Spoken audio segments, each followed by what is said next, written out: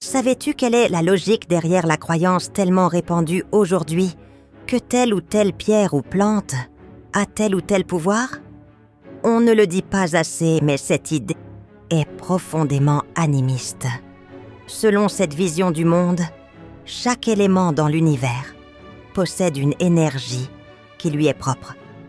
Ainsi, chaque pierre, chaque plante, mais aussi chaque objet manufacturé a sa personnalité et son domaine d'action.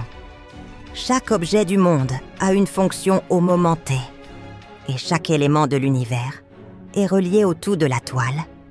Chacun possède donc la sagesse et l'enseignement de la tisseuse, qui fait tenir tous les fils ensemble, et est susceptible d'offrir une guidance pour qui sait demander.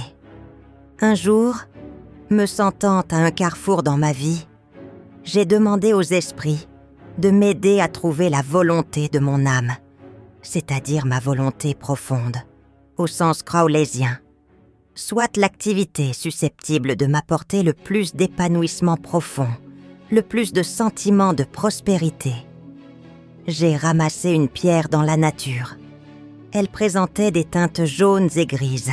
Elle m'appelait. En voyage chamanique, je me suis projetée en elle. Par l'imagination, je m'en suis servi comme une porte pour me rendre au pied d'Yggdrasil, l'arbre des mondes, et je posais la question à qui voulait bien l'entendre. La réponse des esprits fut claire dans ma tête. Soit un Bifrost. Bifrost, le pont arc-en-ciel qui relie le royaume des humains à celui des dieux.